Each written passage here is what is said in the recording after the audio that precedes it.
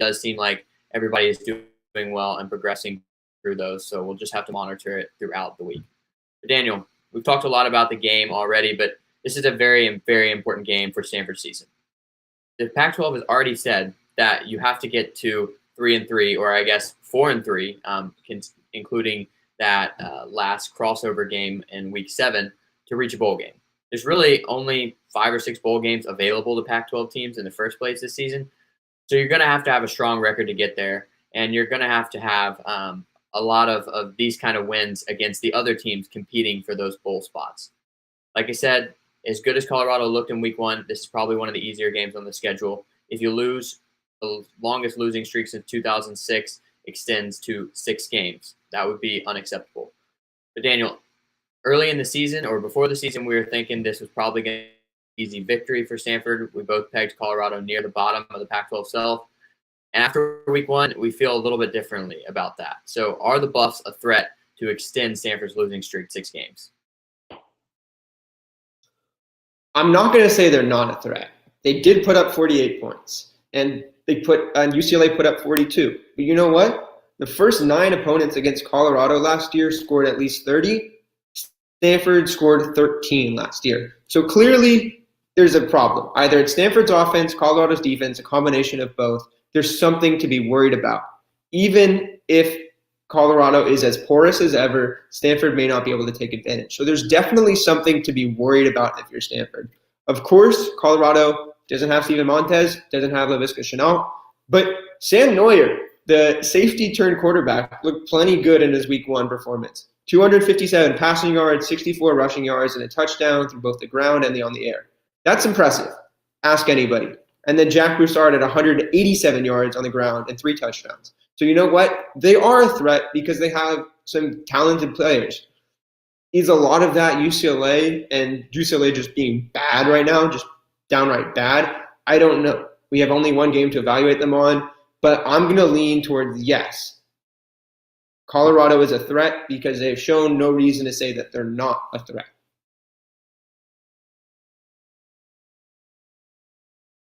The team that Stanford has a 2-game program losing streak to. And they lost to them with Christian McCaffrey on the roster back in 2016. Christian McCaffrey, Solomon Thomas, and what was a very good Stanford team. Lost to him last year in what was a very disappointing season for Stanford and Colorado as well. But that was an ugly, ugly game where Stanford performed as poorly offensively as any of Colorado's opponents.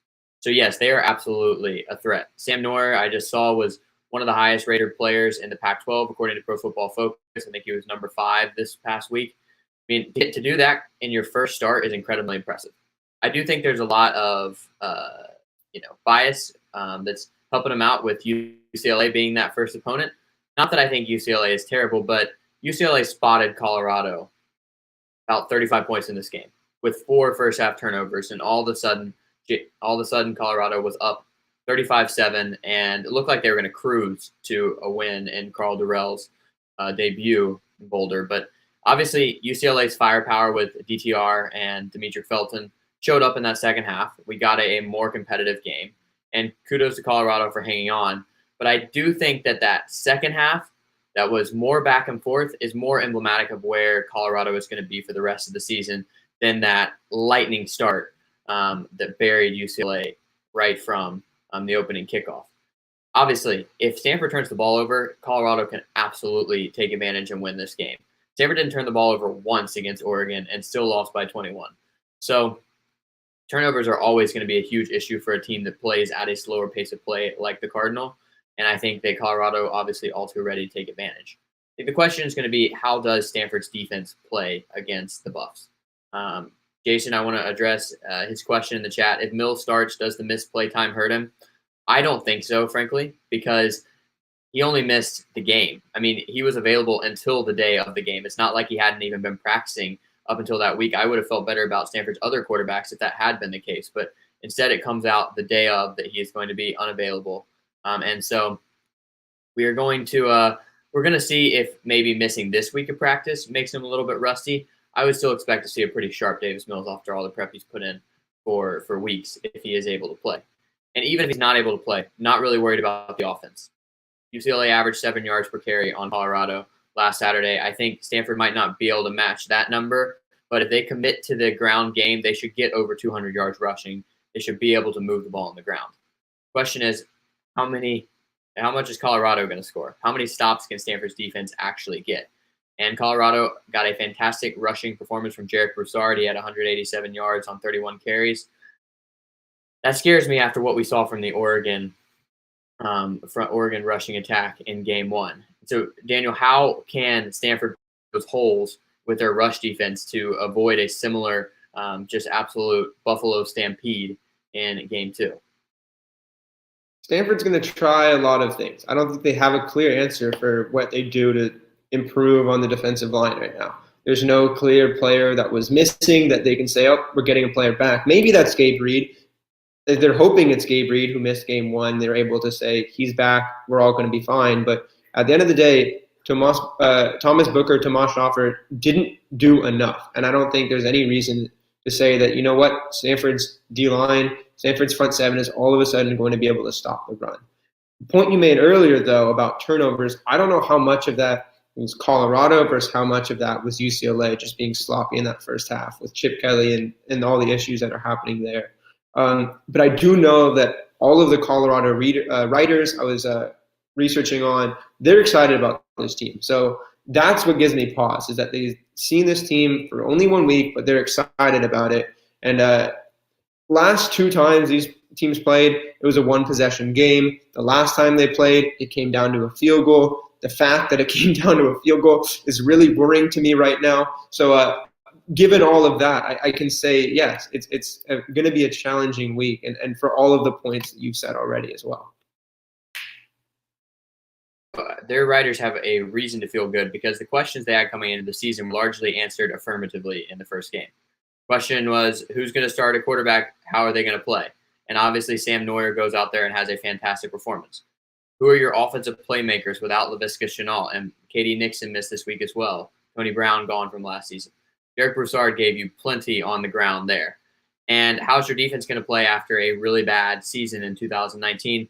Well, the defense really did its job. I mean, it's a Pac-12 game. It's a game against Chip Kelly. There's going to be points scored, but they were able to be opportunistic. And frankly, that's all you're looking for from a developing defense is make a few plays that help the offense, and they absolutely did that. But Daniel, if we've learned anything from so far in this college football season, it's that you cannot overreact to week 1 or any week throughout the season because things are changing so much every week. Think about how everybody crowned Mississippi State after their win over LSU. Think about how everybody crowned Michigan in the Big Ten after blowing out Minnesota on national TV. Well, then they come back and lose 2 straight games to Michigan State and Indiana. It's hard to say anything about any team. First of all, we have limited availability in practice and in the media, so we have less eyes on these teams before the season. And we also just don't know who's going to play any given week. We don't know what the situation of team psyche has been throughout the week of practice. Have they had people missing because of contact tracing? And I just think that every week in college football is different, but this season I think that's especially true. And so I'm going to avoid overreacting in this game and say that I came into the season thinking Colorado was near the bottom of the Pac-12. Do I think now they can fight for the middle of the Pac-12? Absolutely. But this is still not a conference contender. And I came into the season thinking Stanford was in the middle of the Pac-12 with the potential to trend upwards. I don't think anything has changed after week 1, particularly if we see Mills retake the field soon. So this is a game that Stanford should win. It's a game that Stanford needs to win. And Daniel, if you can give one key to that happening, if you can distill it down to one key point in this game, what would it be for Stanford to get that first one of 2020? The key to this game is going to be red zone execution. And I think it's just going to be leaning on that run game a little bit harder. David Shaw wants to be versatile down there, but it's just going to be Austin Jones is breaking through holes. Nathaniel Pete is a hard runner. Justice Woods, all of them are running behind a great offensive line. It's going to be about getting those points in the red zone. I think if there is a play calling strategy this week, it's pound the rock and let Austin Jones and Nathaniel Pete eat because they were fantastic in game 1. But Daniel, that is all for us this week on Cardinal Dash. The first home game of the year, is just 4 days away. So that means the first game broadcasted on KZSU 90.1 FM is just 4 days away.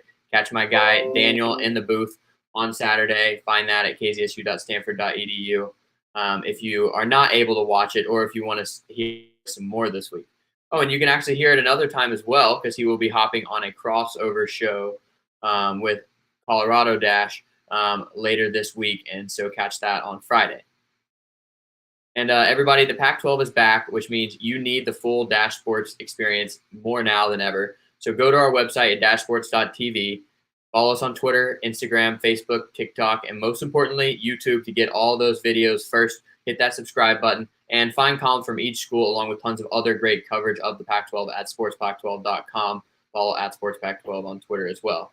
For Daniel Martinez-Krams, I'm King Jimison. Thanks for listening. Go Card.